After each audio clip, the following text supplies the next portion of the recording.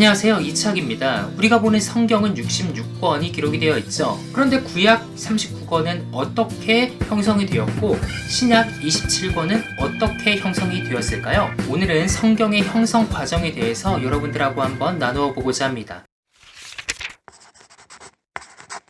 우리가 구약 성서라고 이야기하는 성경책이 있죠. 유대인들이 보는 성서, 히브리인들의 성서라고 얘기할 수 있습니다. 여기는 모세오경이 있고요, 역사서가 있고요, 시편이 있고요, 선지서가 있죠. 그런데 우리가 보는 성경책과 이스라엘 사람들이 보는 성경책은 조금의 순서가 달라요. 우리는 창세기, 출애굽기, 레위기, 민수기, 신명기, 여호수아, 사사기, 그 다음에 룻기가 나오는데요. 이스라엘 사람들은 룻기를 뒤로 뺐습니다. 사사기 다음에 사무엘 상하, 열왕기 상하가 등장해요. 그리고 열왕기 상하 다음에 우리는 역대 상하가 나오지만은 이 사람들은 역대 상하가 아니라 바로 이사야가 나옵니다. 우리가 보는 구약은 네 부분으로 나뉘었어요. 이것을 사분법이라고 이야기하는데요. 모세오경, 역사서, 시편, 선지서 이렇게 나누는 것이죠. 이 배열이 처음 나타난 것은 70인역입니다. 이 70인역 성경은 구약 성경을 최초로 헬라어로 번역한 책인데요. 72명, 72명의 유대인 학자들이 모여서 헬라어로 구약 성경을 번역했다 해서 70인역이에요. 이 70인역 저자들은 역사 순서를 굉장히 중요하게 생각했어요. 그래서 모세오경부터 역대하까지의 이스라엘 역사를 하나의 순서로 나열합니다. 그런데 히브리인들은 3분법으로 나뉘었습니다. 이것을 타나크라고 이야기해요. 그러니까 토라, 모세오경, 느비임, 예언서, 그리고 케투빔, 성문서 이렇게 세 가지로 나뉘었습니다.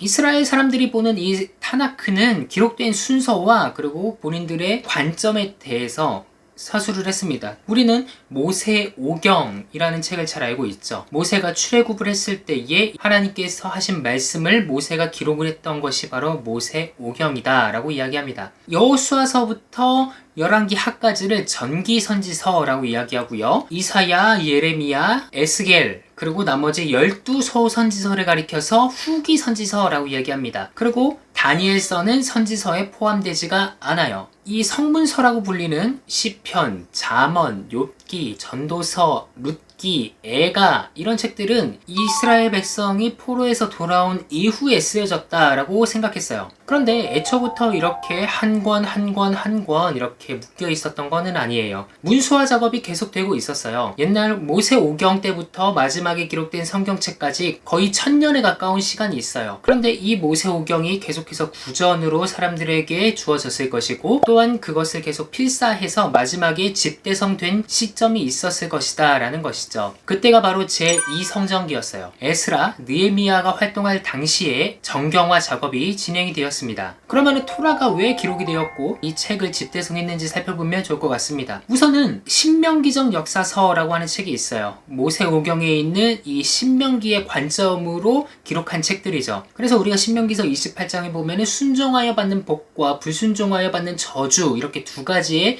극단되는 이야기가 나와 있다는 것을 볼 수 있죠. 이 사람들이 하나님께 충성하면 하나님께서는 지켜주실 것이고 하나님께 대하여 신실하지 않으면 그들을 내쫓아 버리신다. 이게 바로 신명기적 역사관이었습니다. 이 신명기적 역사서의 관점에서는 이스라엘 백성들이 왜 쫓겨날 수밖에 없었는가에 대해서 이야기하는 거예요. 하지만 이스라엘 백성들은 하나님을 선택하지 않았고요. 하나님을 버렸죠. 그리고 나중에 포로가 된 다음에 귀환하게 됩니다. 그러면서 책을 썼었죠. 이 제2성전기에 사람들은 회복의 관점에서 토라를 기록했다라고 이야기할 수 있을 것 같아요. 저는요, 이 성경의 배열 순서 역시도 성령님께서 관여를 하셨다라고 믿습니다. 그래서 유대인들은 3분서를 따르지만은 우리가 4분서를 따르는 건 역시도 성령님께서 개입하셨다라고 믿고 있어요. 이 3분법과 4분법의 가장 큰 차이는 마지막 권이 무엇이냐 하는 겁니다. 우리가 보는 성경책은 말라기로 끝나는데 히브리인들의 성경책은 역대하로 끝나요. 그리고 우리가 잘 알듯이 말라기에서는 하나님께서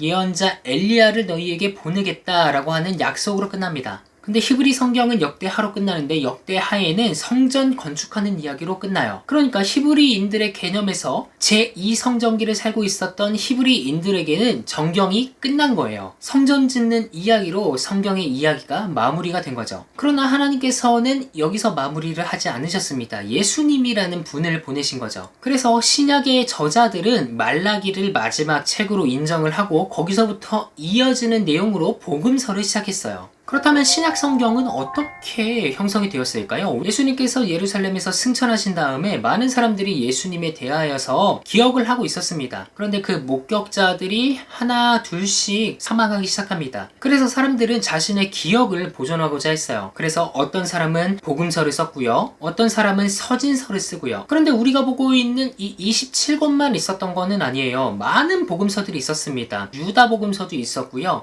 사도행전뿐만 아니라 베드로행전도 있었고요. 그 외에 많은 서신서들도 있었어요. 클레멘트 1서, 2서, 디다케, 헤르메스의 목자서, 이런 많은 책들을 회람하고 같이 읽었다라는 것이죠. 이 외에도 많은 책들이 있었을 겁니다. 그런데 이렇게 많은 책들이 있었는데요, 이 책을 정리해야 될 사건이 하나 벌어집니다. 바로 마르키온이라는 사람이 등장해요. 마르키온은 영지주의자였고 발렌티누스와 같은 시기에 활동했던 사람인데, 이 마르키온이 성경을 보다 보니까 구약에 있는 하나님하고 신약에 있는 하나님하고 너무 성격이 다른 거예요. 구약에 있는 하나님은 계속 심판을 때리는 하나님이고, 이 신약에 있는 하나님은 예수 그리스도를 보내주시면서 사랑의 하나님, 화평의 하나님, 자비의 하나님 같은 모습을 보여주시는 거예요. 그래서 이 마르키온의 입장에서는 구약과 신약을 같이 갈 수가 없다라고 생각을 했고, 구약을 빼버립니다. 그리고 많은 신약에 있는 책들 중에서 복음서는 누가복음 한 가지만 인정하고요, 서신서는 바울 서신만 인정했어요. 나머지는 다 쓸모가 없다, 이것만 보면 된다 라고 얘기했던 것이죠. 그랬더니 발렌티누스에 대항하기 위해 이단 논박을 쓴 이레네우스 있죠. 이레네우스가 이 마르키온 역시 정죄하기 시작합니다. 우리에게는 많은 유익한 책들이 있는데 왜 너는 이것만 정리하려고 하냐. 그래서 이레네우스는 그 당시에 신적인 권위가 있는 책들이 있다라고 목록을 나열하기 시작해요. 그 외에도 뭐 무라토리안 정경 막 이런 얘기들이 있는데요, 우리가 보는 성경책의 배열이 확정된 거는 카르타고 공유회입니다. 물론 카르타고 공유회 전에 제롬이 불가타역 성경을 만드는데, 이 불가타역 성경에 우리가 보고 있는 성경 배열이 확정이 돼요. 그 전에는 굉장히 파편화되었습니다. 복음서들 중에서요, 마태 다음에 요한이 먼저 나오는 경우가 있고요, 사도행전의 위치가 계시록 전에 있는 경우도 있고요, 또 공동서신이 먼저 나오고 바울서신이 뒤에 나오는 경우도 있었고요. 어찌 됐건 간에 많은 정경의 목록들이 있는데 어떻게 이런 순서가 정해졌는지 혹시 궁금하진 않으신가요? 왜 공동서신이 먼저 나오지 않고 바울서신이 먼저 나오는가? 왜 마테마가 누가의 세 복음서가 먼저 나오고 그 다음에 요한복음서인가? 누가복음하고 사도행전은 한 권으로 읽게끔 되어 있는데 왜 중간에 요한복음이 들어가서 단절시키는가 하는 이런 질문들이 생깁니다. 제롬이 만든 불가타역 성경은 70인역의 배열에서 따왔어요. 그래서 제롬 역시 신약 성경도 역사적 순서에 따라서 배열을 하면 좋겠다라고 생각해서 복음서가 먼저 나오고요, 그 다음에 사도행전이 나오고요, 바울서신이 나오고 공동서신, 그리고 마지막에 계시록으로 마치게 된 겁니다. 그러면 대체 이 순서가 어떤 의미를 갖고 있느냐, 그냥 무작위로 배열된 건 아니냐라고 이야기할 수도 있을 것 같습니다. 우선 그때 당시에 사람들은 마태복음이 제일 먼저 쓰여졌다라고 생각했어요. 그래서 마태가 히브리어로 영적인 복음서를 썼고, 그 다음에 마가가 마태복음을 축약했고, 누가가 최종적으로 다 모아서 복음서를 기록했다. 그리고 요한이 마지막으로 기록했다라고 보는 것이 당대의 인식이었습니다. 그리고 복음서 다음으로 역사서인 사도행전이 등장을 하고, 바울서신이 등장하고, 공동서신이 등장하고, 계시록으로 끝나는 것으로 마무리 지었죠. 그러면 왜 공동서신하고 바울서신 중에 바울서신이 먼저 등장하냐? 이것은 대표적으로 분량에 따른 겁니다. 그리고 배열을 하는 데에 법칙이 하나 있었어요. 단권과 복수의 권이 있으면 단권이 우선이 되고, 그 중에서도 분량이 많으면 우선시 된다라는 것이죠. 바울서신은 로마서가 먼저 나오고요, 고린도서, 그리고 갈라디아서, 에베소, 빌립보, 골로새 이렇게 진행이 됩니다. 그런데 여기서 의문이 드는 것은 갈라디아서보다 에베소서가 분량이 조금 더 많다라는 거예요. 약간의 차이가 있지만은 몇 문장 더 에베소서가 많습니다. 그래서 여기서는 배열을 또 나누었어요. 에베소, 빌립보, 골로새, 여기는 옥중서신이다 라는 이야기를 한 것이죠. 그리고 마지막으로 데살로니가 전서 후서가 나오고, 그 다음에 개인 서신이 등장합니다. 개인 서신 중에서 디모데 전후서, 디도서, 여기는 목회 서신이라고 그러고요, 마지막 빌레몬서를 개인에게 보냈다 해서 마지막으로 배치했죠. 그리고 히브리서 같은 경우에는 전통적으로 바울의 저작이라고 얘기했지만은 정확히 알 수가 없기 때문에 공동서신과 바울서신의 중간에 끼워 넣은 거예요. 그리고 마지막에는 공동서신이 나오고요, 계시록이 등장을 합니다.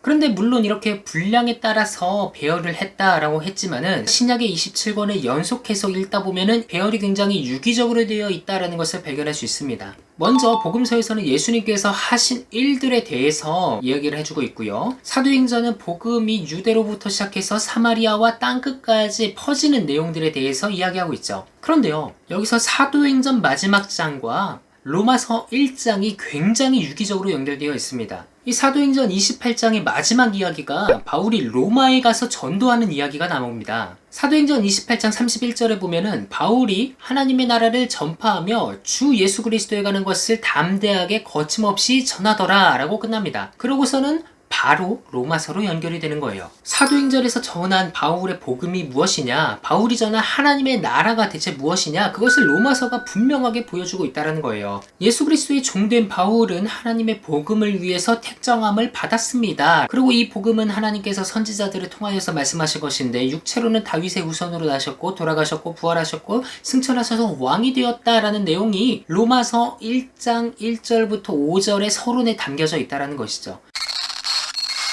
우리가 구약과 신약을 합쳐서 한 권이다 라고 이야기하는 것은 성경이 여러 이야기를 하는 것이 아니라 한 가지의 이야기를 하고 있기 때문이에요. 하나님의 나라와 예수 그리스도에 대한 이야기를 구약과 신약이 모두 하고 있다라는 것이죠. 만약에 성경책이 단 한 권만 있다라고 하면은 어떨까요? 어떤 사람은 이렇게 얘기합니다. 성경이 다 사라져도 로마서만 있으면은 구원받을 수가 있다. 로마서가 다 사라져도 로마서 8장만 있으면은 사람이 구원을 받을 수가 있다. 성경이 다 없어요.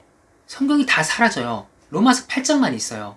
아름다울까요? 저는 아름답지 않다고 봐요. 이 피아노에 보면은요, 총 88개의 건반이 있거든요. 그런데 이 88개의 건반이 한 소리를 내고 있어요. 작곡가들은요, 이 88개의 건반을 통해서 굉장히 아름다운 울림을 만들어냅니다. 그 베토벤은 88개의 건반을 통해서 자신만의 세계관을 구축해 나갑니다. 마찬가지로 하나님께서도 성경 저자라는 이 건반을 통해서 자신의 세계를 우리에게 알려주고 계세요.